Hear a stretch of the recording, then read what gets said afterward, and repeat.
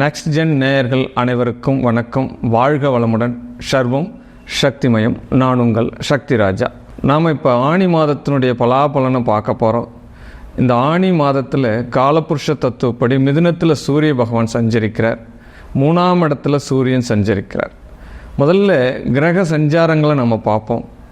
15/6/2024 சனிக்கிழமை நவமி திதி, உத்திர நட்சத்திரம் காலை 5:47 இந்த சூரிய பகவான் ரிஷபத்திலிருந்து மிதுனத்துக்கு பயிற்சி ஆகிறது. ஆணி மாதத்தினுடைய ஆரம்ப காலம் 17/7/2024 செவ்வாய்க்கிழமை வரைக்குமே இந்த ஆணி மாதம் 32 நாட்கள் இந்த சூரிய பகவான் மிதுனத்திலிருந்து 12 ராசிக்கு எவ்வித பலன்களை அளிக்கிறார் அப்படின்றத நம்ம பார்க்க இருக்கிறோம்.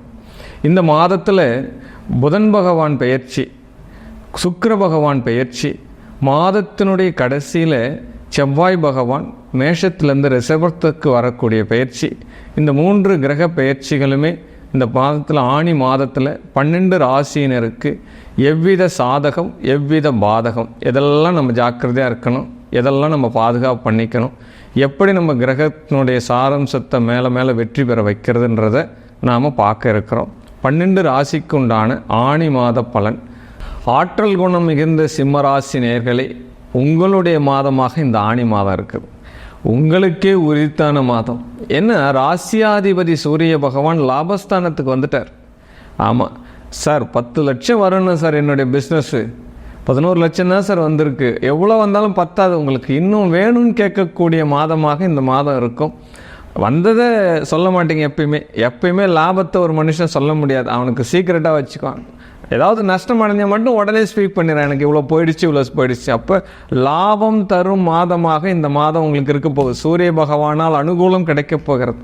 ராசியாதிபதி 11, 3ஆம் அதிபதி 11, எல்லாமே சிறப்பாக இருக்கீங்க சார். நீங்கள் உங்களுடைய வாக்கு ஸ்தானாதிபதி 11 இருக்கார். மாதத்தினுடைய பிற்பகுதியில் 12ஆம் இடத்துக்கு வரார். வந்து போகட்டும், ஆணி மாதத்தினுடைய முதல் பாதி உங்களுக்கு ஜெயம் அப்படின்னு சொல்லலாம்.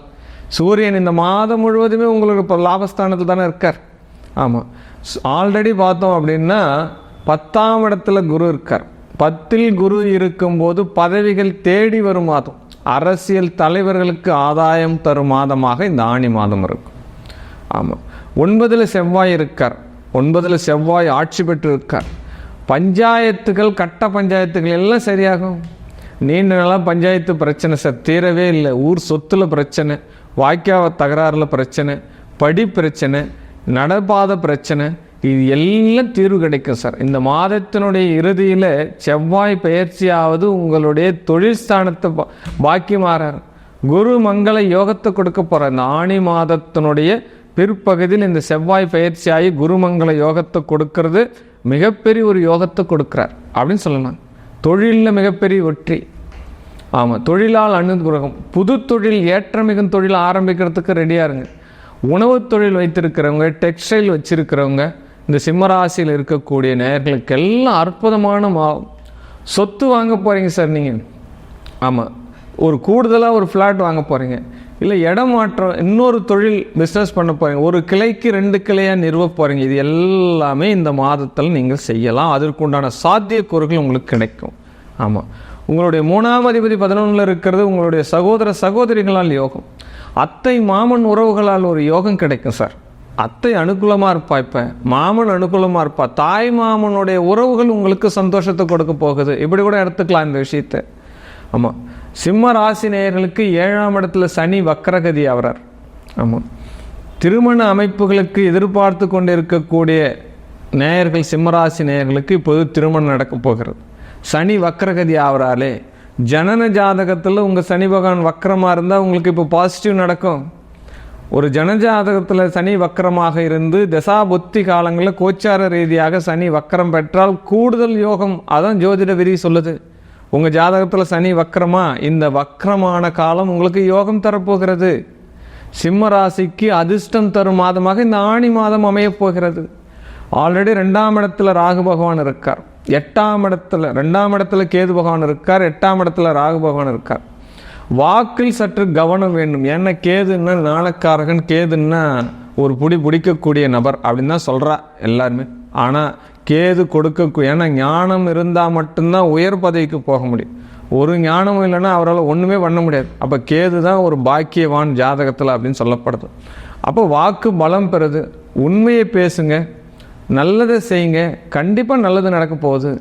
8ல் ராகு இருக்கும்போது வழக்குகளில் வெற்றி பெறக்கூடிய காலம் இது. அதுவும் பார்த்தீங்கன்னா குருவுடைய இடத்துல ராகு இருக்கார். உத்திரட்டாதி சனி பகவானுடைய சாரத்துக்கு வரார் 8ஆம் தேதி 7வது மாதத்துக்கு பிறகு ராகு பகவான். அப்போ வழக்குகளில் வெற்றி, நீண்ட நாள்களாக இருந்து வந்த இழுபறி வழக்குகளில் வெற்றி. உங்கள் வக்கீல் இப்போ உங்களுக்கு ஆதாயமாக சொல்ல போகிறார். உங்கள் வக்கீல் ஏதோ ஒரு நல்ல காரியத்தை செய்ய போகிறார். சமாதானமாக பேசி உங்கள் வழக்கில் முடிக்கிறதுக்கு உண்டான சாத்தியக்கூறு எல்லாமே. 8ல் ராகு வழக்குகளை வென்றே தீர்வார். இது ஜோதிட விதி. சிம்மராசி நேயர்களுக்கு 11ஆம் இடத்துல 3 கிரகங்களுடைய சேர்க்கை அற்புதமான பலன், 3 விதமான லாபங்களை தரப்போகிறது. தொழில் ஸ்தானத்தில் குருமங்கள யோகம் தரப்போகிறது. பாக்கியஸ்தானத்தில் இருக்கக்கூடிய செவ்வாய் பகவான் இந்த மாதத்தினுடைய கடைசியில் 10ஆம் இடத்தில் வருவது அற்புதமான யோக பலன்களை தரப்போகிறது. பஞ்சம ஸ்தானாதிபதியான குரு பகவான் உங்களுக்கு ஆல்ரெடி லாபஸ்தானத்தில் இருக்கிறது, யோக பலன்களை கொடுத்துன்னு இருக்கார். 7க்குண்டான அதிபதி சனி பகவான் வக்கரம் பெறுவது நண்பர்களால் யோகத்தை கொடுக்க போகிறார். ஷேர் மார்க்கெட்டில் இன்வெஸ்ட் பண்ணக்கூடிய நபர்கள் எல்லாமே இப்போ பாக்கியம் பண்ண போகிறார்.